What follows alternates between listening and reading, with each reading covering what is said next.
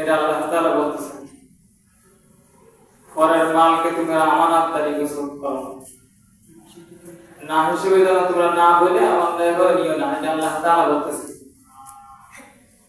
যারা নিবে আর যারা নিবে না, এদের ভিতরে পার্থক্য কি? আল্লাহ তাআলা বলতেছেন যে বান্দা যদি আমানতদারি সঠিক রাখে, তাহলে বান্দার জন্য দুনিয়াও সে মাল খাইতে পারে, আল্লাহ তাআলা দিয়ে দেয় তাকে, যদি আমানতদারি সঠিক রাখে। আর যদি আমানতদারি সঠিক না রাখে, তাহলে দুনিয়া তাকে কিছু দেওয়া হবে না, আখিরাতে তার জন্য জাহান্নাম অবধারিত। মানুষের ভিতরে মনে করেন দুর্ভিক্ষ চলতেছে, অভাব, তার ভিতরে কোনো মাল যাতে আত্মসাৎ না হয়, এই মন মানসিকতা আমাদেরকে তৈরি করা উচিত। যে পরের মাল আমরা না বলি নেব না। সাহাবায়ে কেরামরা এক বাগানের বিসি, যে বিসি বাগানে করে থাকে, এই বাগানের বিসিটাও তার নিজের বাগানে নিয়ে নেয় না বইলে নিছে। রাসূল বলেছেন যে আসহাবী কান নজুম, আমার একজন সাহাবী আকাশে তারা বানাবো। এই দিকে যদি লক্ষ্য করা হয়, তাহলে তারা স্বর্ণ যুগের মানুষ। তারপরেও কি স্বর্ণ যুগের মানুষ ছিল না? হ্যাঁ, তারপরেও যারা ছিল তারা স্বর্ণ যুগের মানুষ ছিল, আমানতদারি ঠিক রাখতো। দেখেন আল্লাহ তাআলা বলতেছেন যে বান্দার যত হক আছে আর আল্লাহর যত হক আছে, আল্লাহর হকগুলো আল্লাহ তাআলা মাফ করে দিতে ইচ্ছা করলেন। নামাজ পড়েন নাই, আল্লাহ তাআলা মাফ করে দিলেন। রোজা রাখেন নাই, আল্লাহ তাআলা মাফ করে দিলেন। আল্লাহ তাআলা বলবে যে আমার ইখতিয়ারে যেটা নাই, আমি যেটা মাফ করার অধিকার নাই আমার, আমি কেমন মাফ করব? এটা বান্দার হক। এজন্য আত্মসৎ করতে হবে, আত্মসৎ করা যাবে না। একজনের মাল আর একজন নেওয়া যাবে না। এটা আল্লাহ তাআলা বলছেন যে এই একজনের মাল তুমি আরেকজনের কাছ থেকে নিছো, এর ক্ষমা কিন্তু আমি করবো না, তার কাছ থেকে ক্ষমা নিতে হবে। এই জন্য দুনিয়ার ভিতরে আল্লাহ তাআলা বলছেন যে কেউ যদি আমানতদারি ঠিক রাখে, তার জন্য দুনিয়াও তার জন্য সুফল কাম হয়, আবার আখিরাতেও তার জন্য জান্নাত থাকে। যেমন যদি আমি আপনি মনে করি যে এখন আমাদের দুর্ভিক্ষ চলতেছে, অনটন চলতেছে, সব জিনিসের দাম চুরি করা যায় করে বললাম না। তৎকালীন জামানায় রাসূলের সাহাবী ছিলেন, একজন নাম ছিলেন কাজী আবু বকর, একজন তাবী ওকে বলা হয়। এই সাহাবাদেরকে দেখছেন, সাহাবাদের সঙ্গে কথা বলছে, সান্নিধ্য লাভ করছে, তাদেরকে তাবী বলা হয়। তার মানে স্বর্ণ যুগের মানুষ এরাই, বাড়ি মক্কায়। এই কাজী আবু বকরের কেমন আমানতদারি ছিল, আর আমাদের আমানতদারি কেমন? আমরা যদি একটা ভালো জুতো আনি মসজিদে, মুসল্লিরা ওটা চুরি করে নিয়েছিলেন, মজুর তো হ্যাঁ আমাদের আমানতদারি। মানে 5 টাকা মসজিদে দিয়ে দেন, 5 টাকা মসজিদ দেন আপনি, অথবা রাস্তায় রাখেন, 5 টাকা চুরি হয়ে যাবে, 5 টাকা চুরি হয়ে যাবে।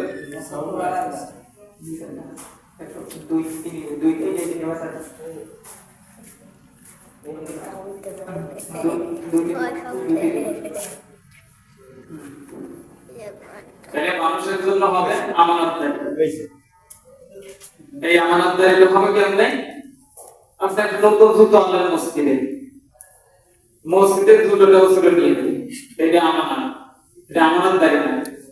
এই চুরি করে নিলেন, হাসরের ময়দানে আল্লাহ তাআলা সব মাফ করবেন।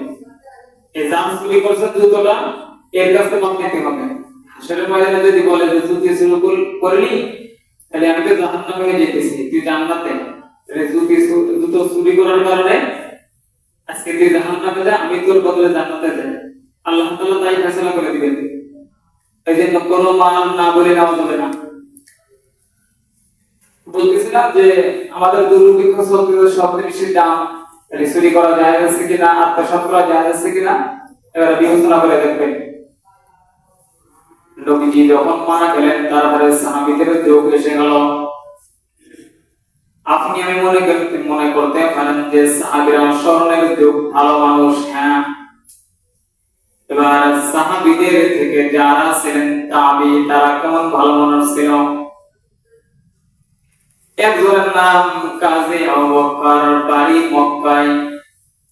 সারা পৃথিবীর সকল মানুষরা যেমন মক্কায় হজ করার জন্য যায়, মানুষ হজ করতে যায় কিন্তু বাড়তি কিছু টাকা পয়সা নিয়ে যায়।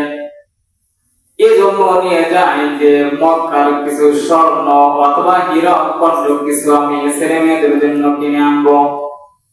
মানুষ বাড়তি কিছু টাকা পয়সা নিয়ে যায় যে চাই নামাজ কিনে আনবো, খেজুর কিনে আনবো, কিছু তসবি কিনে আনবো, কিছু অনেক কিছু যে মালগুলা দেশে পাওয়া যায় খুবই কম, মক্কা নগরীতে ভালো পাওয়া যায়, রসুলের দেশের থেকে আমি কিনে আনবো। এক কিলোমিটার বাড়ি আমাদের, তার মানে আমার কিন্তু অনেক অনেক দূরের দেশ তুরস্ক, বর্তমান বলে যাকে। তুরস্কের ভিতরে ইয়ামান ভাষার দেশ। এই ইয়ামান থেকে এক বিরিতা বয়স্ক মানুষ মক্কায় হজ করার জন্য তৈরি হয়ে মক্কায় চলে গেছে। মক্কায় হজরত অবস্থায় হজের কাজ করে শেষের দিকে তখন তার কাছে কিছু টাকা আছে, টাকা দিয়া একটা হীরক খন্ড কিনছে। তার একটা মেয়ে আছে, বিয়ের জন্য মেয়েকে বাড়িতে যায় হাতিয়ে দেবে হীরক খন্ড। এই হীরক খন্ডটা বাজার থেকে ইয়ামানের বিদ্যা যে যুবক, এই বিদ্যা লোকটা ইয়ামানের এই লোক মক্কা নগরীতে যায় হীরক একটা খন্ড কিনছে, লাখ টাকার সম্পদ। সে কিনে লাল একটা থলের ভিতরে রাখা দিছে মাজায় বইয়া। যারা হজ করতে যায় তাদের মাজার মধ্যে জুতা থাকে, যত সরঞ্জাম মোটামুটি চলতে লাগে এগুলো থাকে। তার মানে কখন লাইতে যায় কিছু বলা যায় না। এবার লোকটি আমাদের মুরব্বী লোকের কাছে লাখ টাকার প্রসিদ্ধ সম্পদ আছে। তৎপরত অবস্থায় তপ করতে করতে মাজার থেকে কইলা স্বর্ণ হীরক খন্ডর থলিটা নিচেই পড়ে গেছে মক্কা নগরীতে। এবার মক্কা নগরীতে যখন পড়ে গেছে ওনার খেয়াল নাই, বাসায় চলে গেছে। ইয়ামানের মুরব্বীটা এবার মক্কা নগরীতে কাজী আবু বকর একজনের নাম কিদের ভিতরে আছে। সে 3 দিন পর্যন্ত কিছু খায় না। তার মানে মক্কা নগরীতে দুর্ভিক্ষর আমল 3 সময় গেছে। নবীর প্রথম দিকে দুর্ভিক্ষর আমল গেছে। 2 নম্বরে হযরত উসমানের আমল দুর্ভিক্ষ গেছে, কারণ সাহাবারা অনেক না খায়া ছিল উসমানের জামানায়। উসমান এক দানের কারণে মক্কা নগরীতে সব দুর্ভিক্ষ দূর করে দিয়েছিল। এজন্য রাসূল বলেন আমার উসমানে ধনী মানুষ, কিন্তু শেষকালে নিষ্ঠ হয়ে গেলেন দানের কারণে। 3 নাম্বার দুর্ভিক্ষ হয়েছে তাবির যুগে, কাজে আবু বকর যুগে মক্কা নগরীতে এত দুর্ভিক্ষ, কেউ কাজে নেয় না, টাকাও দেয় না। মাল নিষিদ্ধ দাম করে দিয়ে জন্য কাজে আবু বকর কাজ পায় না কি মক্কা নগরীতে। হাজিদের কোনো কাজ করে যদি টাকা পাই সেই টাকা দিয়ে আমি আহার করব, বাড়িতে যায় লোকদেরকে আমি রুটি কিনে দিব। মক্কা নগরীতে কাজে আবু বকর ঘুরতে আসছে, কাজ পায় নাকি। ঘুরতে ঘুরতে দেখে লাল একটা থলে দেখা যায়। কাজে আবু বকর আস্তে আস্তে যারা থলেটা নিজের কাছে নিয়ে এসে গোপনে নিয়ে বাড়িতে চলে গেছে সোজা। আপনি যদি একটা লাভ করে পাই, কোন একটা সম্পদ পাই, তাহলে আত্মসাৎ করার জন্য আমরা বাড়িতে নিয়ে যাব। তাহলে কাজী আবু বকর বাড়িতে নিয়ে গেল যে আত্মসাৎ করার জন্য না, কাজী আবু বকর বাড়িতে নিয়ে আত্মসাৎ করার জন্য না, মালটা নিলেন সেভ করার জন্য। কাজী আবু বকর মালটি থলে আশরাফি মুদ্রার থলে নয়, একটা হীরক খন্ডের থলে উনি বললেন। কাজী আবু বকর বাড়িতে নিয়ে গেলেন। বিকেলে কাজী আবু বকর বাড়ি থেকে বের হয়ে মক্কা নগরীতে আসছে। দেখি যার মাল হারাই গেছে সে এই আইলান করে নাকি, তাহলে আমি তার মাল তার কাছে ফেরত দিয়ে দিব, কারণ আমি আমানতদারি ঠিক রাখবো।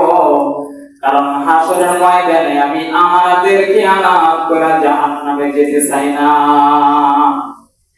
কাজী আবু বকর মক্কা নগরীতে ঘুরতেছে। উসমান বলে যায় বলতেছে, এ মক্কার যুবকেরা রে, আমি ইয়ামান থেকে তোমাদের দেশে আমি হজ করতে আসছিলাম। লাখ টাকার একটা খচিত জিনিস আমার হারায় গেছে তোমাদের মক্কা নগরীতে। তোমরা যদি কেউ পেয়ে থাকো, কারণ তোমাদের জন্য ওই লাখ টাকা খচিত জিনিসটা তোমাদের জন্য হারাম।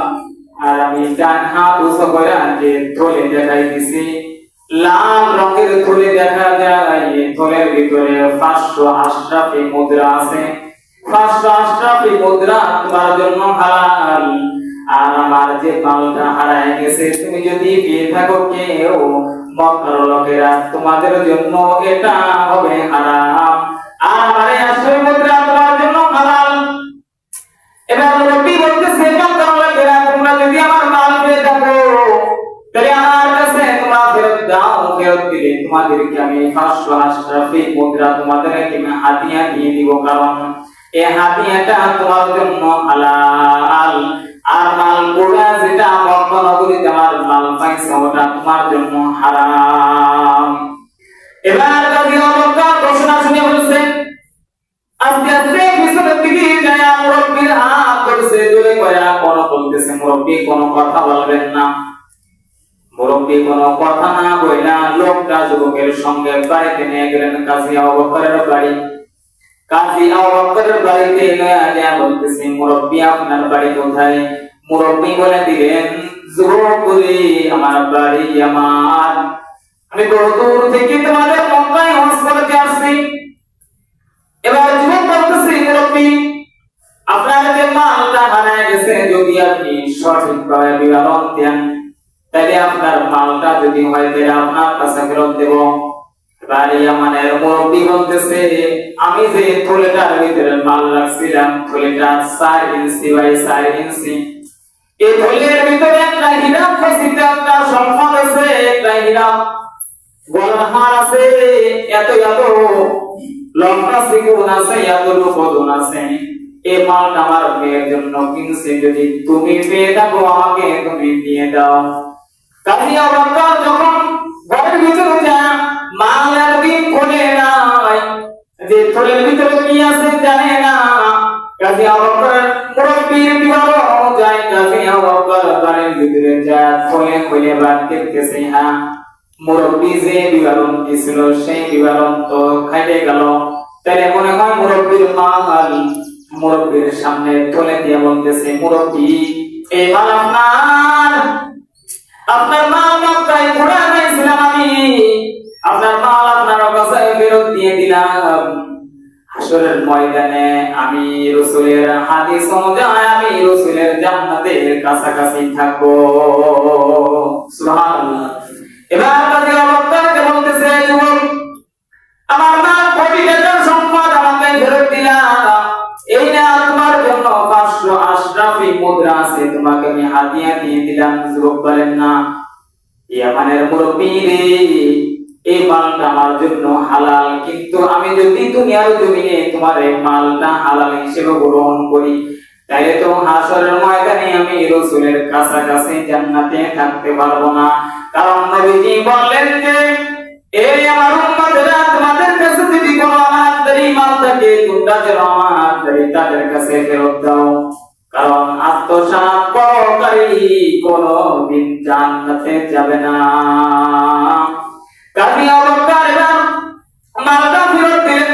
মুরব্বি বলতেছে, বাবা যুবক, তুমি নাও, তোমার জন্য মালটা হালাল, তুমি 500 মুদ্রা তুমি নিয়ে নাও, তুমি বাড়িতে সবকিছু কিনে খাবা, তুমি দরিদ্র মানুষ।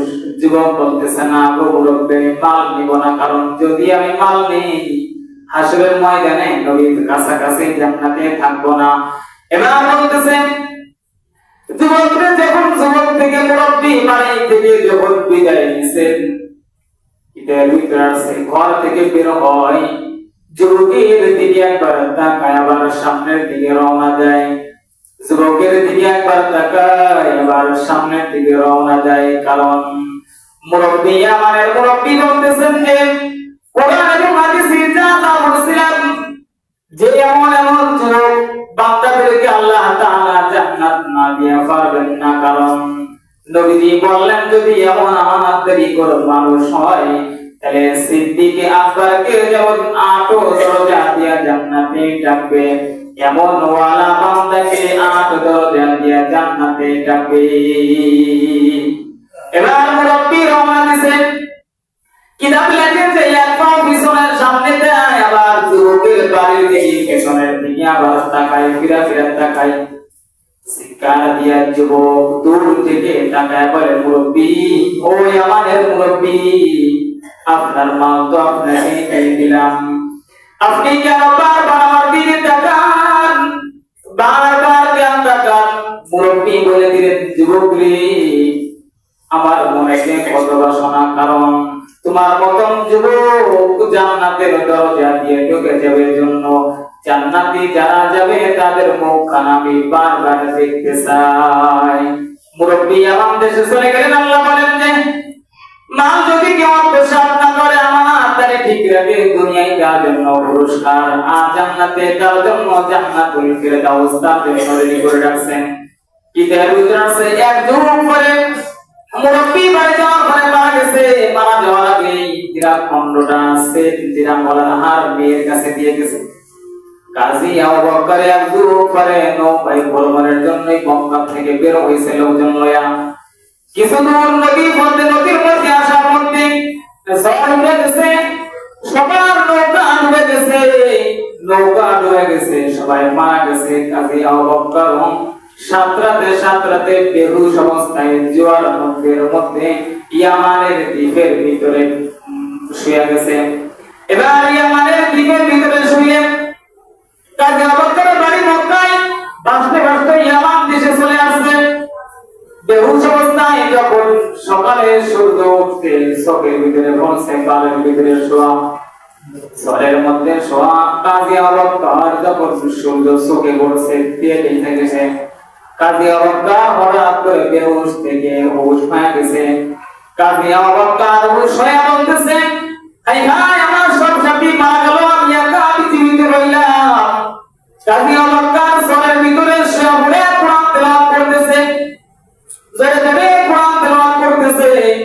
একটু পরে কাজী আবু বকর বসে গেলেন সরের মধ্যে। বসে দূরে দেখা যায় একটা মিনারওয়ালা মসজিদ। কাজী আবু বকর বুঝতে বাকি রয় নাই যে আমি মুসলিম নগরীতে চলে আসছি। কাজী আবু বকর দৌড়ে যায় হাত কাঁপিয়া মসজিদের ভিতরে ঢুকে গেলেন। মসজিদের ভিতরে দুই রাকাত সুবহান নামাজ পড়লেন আর আল্লাহকে বললেন, আল্লাহ, আমার যত সাথীরা ছিল সব সাথীরা মারা গেল আর আমি একা বেঁচে রইলাম, তোমার ঘরে এসে 2 রাকাত সুবহান নামাজ পড়লাম। কাজী আবু বকর আবার বারবার জোরে কোরআন তেলাওয়াত করতেছে। আশপাশের যত লোকরা কোরআন তেলাওয়াত মধুর আওয়াজ শুনে মসজিদে চলে আসছেন, কারণ কোন নামাজের কেউ নাই, আযানও কেউ দেয় নাই, কিরা কোরআন শরীফ তেলাওয়াত করতেছে। লোকজন এসে দেখে একজন মুসাফির মানুষ কোরআন তেলাওয়াত করতেছে। এলাকার লোকেরা তাকে জিজ্ঞাসা করছে, ভাই, আপনার বাড়ি কোথায়, নাম কি আপনার, কি আপনার পরিচয়? কাজী আবু বকর বললেন, ভাই রে, আমি কোথায় আসছি আমি জানি না, আমার বাড়ি মক্কায়, আমার নাম কাজী আবু বকর। কোরআন শরীফ তেলাওয়াত করে বন্ধ করে দিয়া পরিচয় জানালেন। এবার যুবকের দিকে কাজী আবু বকরকে এলাকার লোকেরা জড়ায় ধরে বলতেছে, ভাই, আপনি কি আমাদের থেকে যেতে পারবেন না মক্কায়? কাজী আবু বকর বলতেছে, ভাই রে, আপনার ইয়ামান দেশে বাড়ি, আমার একটু ইয়ামান থেকে রাস্তা দেখাই দিবেন, কোন দিক দিয়ে মক্কায় যাওয়া যায়। আমি মক্কার পথ ধরে আমার নিজের বাড়িতে শুনে যাব। যুবকের এবার কাজী আবু বকরকে এলাকার লোকেরা জড়ায় ধরে বলতেছে, এ কাজী আবু বকর, তুই মক্কা থেকে নদীতে এসে তোমাকে খালি খালি পয়সা তুমি আসো নাই, কারণ ইয়ামানের এই মসজিদে কয়েকদিন আগে ইমাম সাহেব মারা গেছেন, কোনো ইমাম নাই। তুমি কোরআনের হাফেজ, তুমি আমাদের এখানে ইমামতি করবে আর তোমার পিছনে আমরা মুক্তাদি হব। কাজী আবু বকর কোনো কথাই তার মক্কা নগরীতে যেতে পারলেন না। ইয়ামানে থেকে গেলেন, ইমামতির দায়িত্ব পালন করতেছেন। এর মধ্যে মুসাল্লিরা বলতেছেন, যুবক কাজী আবু বকর, আপনার বিয়ের উপযোগী, বিয়ে করতে হবে। মুসাল্লিকে বলতেছে, হ্যাঁ, আমি বিয়ে তো যখন আপনার দেশ থেকে যখন চলে যেতে পারতেছি না, তাইলে আমাকে আপনারা বিয়ে দিয়ে দেন। বলতেছে, বাপ, একটা মেয়ে আছে, এর কেউ নাই দুনিয়ার জমিনে এসে মেয়ে বেচারা সুন্দর চেহারা অধিকারী মেয়ে, এই মেয়ে দিনদার, এমন দিনদার ছেলে বুঝতেছে কিন্তু পাইতেছে না। কাজী আবু বকর, তুমি যদি রাজি হও তাহলে ওই মেয়ের সঙ্গে তোমাকে বিয়ে দিয়ে দেব। কাজী আবু বকর বললেন, হ্যাঁ রাজি আছি, আমি রাজি আছি, আমি রাজি আছি বলে দিলেন কাজী আবু বকর। এবার বাসায় যে বলতেছে, মেয়েরে বলতেছে, মা আমার বাবা কয়েকদিন আগে মারা গেছে, এমন একজন দিনদার ইমাম সাহেব আমাদের এলাকা আসছে, তার সঙ্গে তোমাকে বিয়ে দিতে চাই, তুমি রাজি আছো নি বলো। মেয়ে বলতেছে, হ্যাঁ এলাকার মানুষ আমি রাজি আছি, যার সঙ্গে দেন যদি দিনদার হয় তাহলে আমি বিয়ে করতে রাজি আছি। কাজী আবু বকরের সঙ্গে এই মেয়ের বিয়ে হয়ে গেল। বাসার রাত্রে ঘরে গেল, ঘরে যাওয়ার পরে বিবির দিকে তাকাইছে, শুধু বলার দিকে নজর কাজী আবু বকরের। কাজী আবু বকরের নজর দিকে শুধু বিবির গলার দিকে। বিবি ভাবতেছেন যে হাই হাই, এমন ইমাম সাহেবের সাথে আমাকে বিয়ে দিছে, ইমাম সাহেব তো লোভী, কারণ ওই মেয়ের গলায় হীরা কণ্ঠের স্বর্ণের চেন আছে। কাজী আবু বকর বলতেছে, না গো এ আমার স্ত্রী, তুমি এমন কিছু মনে করো না যে তোমার ছেলের দিকে আমার লোভ আছে, না। স্ত্রী বলতেছে, বলেন তা বারবার কেন আমার গলার দিকে তাকাইতেছেন? স্ত্রীকে বলতেছে, কাজী আবু বকর বলতেছে, এখন থেকে এক যুগ আগে আমার সিনা সিনা লাগে তোমার যে গলায় হীরাখণ্ডের হার আছে, এক যুগ আগে মক্কা নগরীতে মনে হয় আমি হীরাখণ্ড পাইছিলাম। এই কথা যখন কাজী আবু বকর বলে দিলেন, মেয়েরা বুঝতে বাকি রইল না। মেয়ে কাজী আবু বকর হাত ধরে বললেন, স্বামী আমার বাবা মৃত্যুর আগে বারবার বলে গেছে যে হীরাখণ্ডের এই গল্প আপনার কথা মক্কা নগরীতে কাজী আবু বকর একজন যুবক, যে যুবকটা কোটি টাকার স্বর্ণের হার আমাকে ফেরত দিয়ে দিল। আমার কাছে 100 আশরাফি মুদ্রা আমি তাকে দিয়েছিলাম হাদিয়া, সেই হাদিয়াটা আমি নাই। বলছে আমি জান্নাতে রাসূলের কাছাকাছি থাকতে চাই, আমার দাড়ি ঠিক রাখবো। কাজী আবু বকরকে বলতেছে, এই হীরাখণ্ড আপনি আমার বাবার কাছে দিয়েছিলেন, এই সেই হীরাখণ্ডের মালিক আমি, তার মেয়ে। এখন এই বাসর রাত্রে গলা থেকে খুলে কাজী আবু বকর হাতে দিয়ে দিলেন, বললেন, ও স্বামী আমার, আপনার জন্য এটা হাদিয়া দিয়ে দিলাম, কারণ আপনার জন্য বান্দা, আপনার জন্য গোলাম, যে আমার দাড়ি সঠিক রাখবে। আল্লাহ নবী বললেন, সে 8 দরজা দিয়ে সিদ্দিক আকবরের মতো জান্নাতে যাবে। তার মানে বাইতুল কোথায় মক্কা-নগরীতে হার মালিক হয়েছে না? তাহলে আমরা তো এক অর্থে চুরি করতেছি, এটা হালাল করতেছি, হালাল করতেছি। কাজী আবু বকর তো পাইছিল পুরো আলাদা, কোটি টাকার সম্পদ, সে আমার মালিক হইতে তাকে দিয়ে দিয়েছিল। আর আমরা এক অর্থে চুরি করতেছি হালাল, কথা বলেন না, হালাল না হারাম? হারাম করতেছি। তাহলে হারাম করে কি হবে? সব জিনিসটা আমরা যদি মনে করেন যে মাসলাদের ডিগ্রিরা যে মাল কিছু আমরা নিয়ে যাই, এই যে একবারে যে মাল নিচ্ছেন যার কাছ থেকে, রাসূল বলেছেন যে আমার একজন সাহাবী একজনের বাগান থেকে একজনের মাল বিসি না বলে নিলেন, তারপর না বলে নিলে তারপর চুরি হবে। আমরা জানি না এটা চুরি হচ্ছে, হারাম হচ্ছে। তাহলে হারামে কিন্তু যে ব্যক্তি মালিক এই যদি মাফ না করে তাহলে কেউ মাফ করবে না, আল্লাহ মাফ করবে না। কারণ আল্লাহর ইবাদত একরকম, আর বান্দার হক বান্দাই মাফ করবে। যদি বলেন যে বাংলাদেশ সম্পদ আমরা নিচ্ছি না, তাহলে বাংলাদেশ সারা বাংলাদেশ 18 কোটি মানুষের সম্পদ, আপনি একা নিচ্ছেন কেন? মনে করেন রামপাল, মোংলা, ফকিরার থানা লুটি নিচ্ছে বেশিরভাগ, আর দরিদ্র আসতেছে না, তারপর থানা লুটি নিচ্ছে, 4-5 থানা লুটি নিচ্ছে। তাহলে সারা বাংলাদেশে যে 450-500 করে থানা আছে, এই সকল মালিক পেয়েছে না? এরা মালিক পেয়েছে না এই সম্পদের? আমরা নিচ্ছি কি জন্য? জানি সেটা হারাম হচ্ছে, জানা নিচ্ছে মালটা হারাম হচ্ছে, হালাল একটু হচ্ছে। আপনি খায়ে থাকবেন না খায়ে থাকবেন, এটা কিন্তু হারামই হচ্ছে।